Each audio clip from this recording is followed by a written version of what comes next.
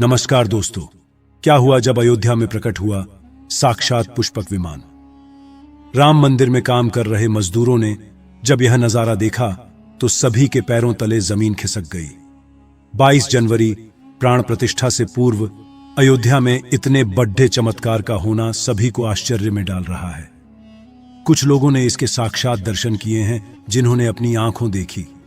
जो बताएं उसे सुनकर आपकी भी रोंगटे खड़ेडे हो जाएंगे। आगे बढ़ने से पहले अगर आप एक सच्चे सनातनी हैं, प्रभु श्री राम को अपना आराध्य मानते हैं, तो इस वीडियो को लाइक करके कमेंट बॉक्स में जय श्री राम जरूर लिखें। दोस्तों, 22 जनवरी 2024 को रामलल्ला अयोध्या के नए भव्य मंदिर में विराजमान होंगे। इस शुभ कार्यक्रम के लिए पूरे देश में निमंत्रण बांटा जा रहा है। शहर से लेकर गांव तक घर घर अक्षत वितरण में बच्चों से लेकर बड़े तक सहयोग कर रहे हैं। यहां तक कि महिलाएं भी घर घर जाकर अक्षत और श्री राम की अयोध्या की फोटो वितरण कर रही हैं। अयोध्या में राम मंदिर में भगवान राम लल्ला की प्राण प्रतिष्ठा कार्यक्रम की तैयारियां तेजी से की जा रही हैं। इस कार्यक्रम को बेहद भव्य बनाने के लिए कोई कसर नहीं छोड़ी जा रही है। इस बीच राम मंदिर निर्माण का कार्य भी तेजी से किया जा रहा है। मंदिर निर्माण में जो लक्ष्य लिया गया था उसमें लगभग 80% कार्य हो चुका है। 70 खंभों पर मूर्तिकारी का काम चल रहा है। पिछले दिनों त्योहार की वजह से यह धीमा पड़ गया था, लेकिन अब वह भी तेज गति से पूरा हो जाएगा। निर्माण कार्य जल्द से जल्द पूरा करने के लिए सभी मजदूर रात दिन मेहनत कर रहे हैं। लेकिन 10 जनवरी की रात कुछ ऐसा चमत्कार हुआ जिसे देखकर सभी मजदूरों के होश उड़ गए। जब रात्रि के समय सब मजदूर अपना काम निपटाकर तंबू में सो रहे थे, उसी समय अचानक से उन्हें वहां कुछ हलचल महसूस हुई। सुरेश नाम के एक मजदूर ने जब तंबू से बाहर झांक कर देखा तो उसे राम मंदिर के परिसर कुछ अजीब सी पीली चमकती हुई चीज दिखाई दी। उसने अपने साथियों को जगाना चाहा, लेकिन कोई भी उसके साथ नहीं आया। जब हिम्मत करके सुरेश जब राम मंदिर परिसर में पहुंचा तो वहां का नजारा बहुत चौंकाने वाला था, क्योंकि वहां पर उसे एक बहुत ही दिव्य चमत्कारिक विमान दिखाई दिया, जिसका आकार मोर के समान था, जो दिखने में काफी सुंदर और तेज से परिपूर्ण था, जो कि राम मंदिर परिसर में पिछले क्षेत्र में उतर रहा था। लेकिन उस विमान को नियंत्रित कौन कर रहा था, यह समझ नहीं आ रहा था, क्योंकि उस विमान में इतना तेज था कि सामान्य आंखों से नहीं देखा जा सकता था। लेकिन समझ में कुछ ऐसा आ रहा था मानो स्वयं साक्षात भगवान राम पुष्पक विमान के माध्यम से अयोध्या में उतर रहे हों।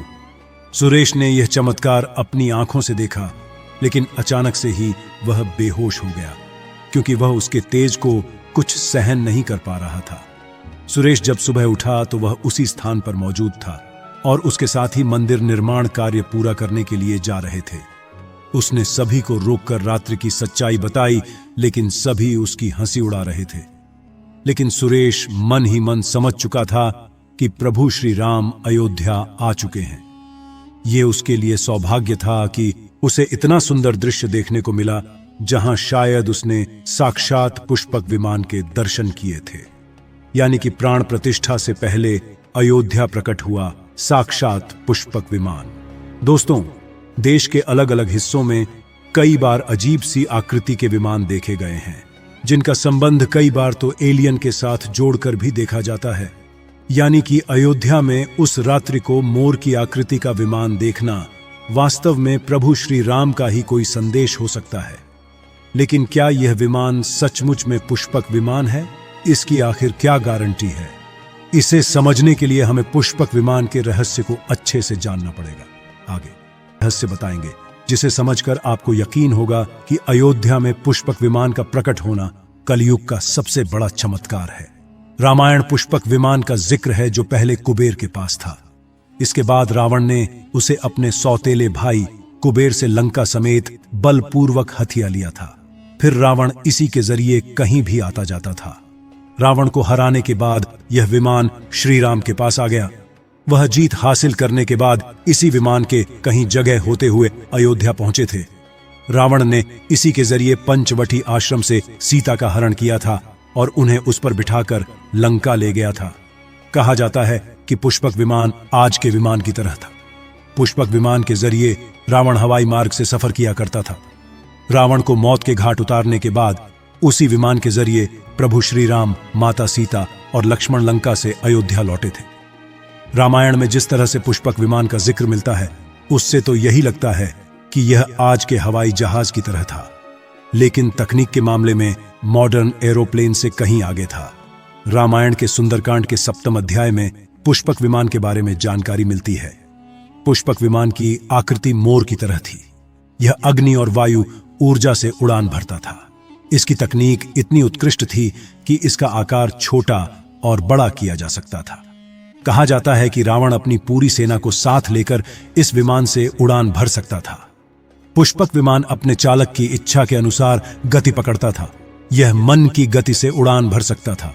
विमान में बैठने के लिए कई आसन बने थे। पौराणिक कथाओं के मुताबिक युद्ध के बाद भगवान श्री राम ने विमान का पूजन कर यह दिव्य विमान वापस कुबेर को सौंप दिया। कुबेर ने पुष्पक विमान को भेंट स्वरूप प्रभु श्री राम को दे दिया, जिसके बाद इसी पुष्पक विमान से प्रभु श्री राम, माता सीता और लक्ष्मण अयोध्या पहुंचे। अब दोस्तों, कई हजारों सालों बाद एक बार फिर जब भव्य राम मंदिर का निर्माण हुआ है, तो प्रभु श्री राम अपने भाई लक्ष्मण और मां का सीता के साथ एक बार फिर से अयोध्या धाम पहुंच रहे हैं, वह भी अपने इसी पुष्पक विमान पर, जिसका नजारा वहां के मजदूर अपनी आंखों से देख चुके हैं। रामायण के प्रसंग में कहा गया है कि जब माता सीता को हरण करके रावण ले जा रहा था, तो रास्ते में जटायु ने अपने चोंच से रावण को चोट पहुंचाई थी। उस समय रावण पुष्पक विमान में ही मौजूद था। इसके बाद रावण ने तलवार से जटायु को लहूलुहान कर दिया था। जटायु घायल होकर जमीन पर गिर गए। जब सीता को खोजते हुए राम पेड़ पौधे और पक्षियों से पूछते जा रहे थे, तो रास्ते में घायल जटायु से मुलाकात होती है। मरणासन्न पड़े जटायु ही राम को बताते हैं कि रावण सीता को हरण करके किस दिशा में गया है। लेकिन जब साक्षात प्रभु श्री राम पुष्पक विमान में अयोध्या आ चुके हैं, तो भला उनके परम भक्त जटायु कैसे पीछे रह सकते हैं। अयोध्या में राम लल्ला की प्राण प्रतिष्ठा से पहले जनपद की सीमा में गिद्धों का झुंड दिखाई दिया है।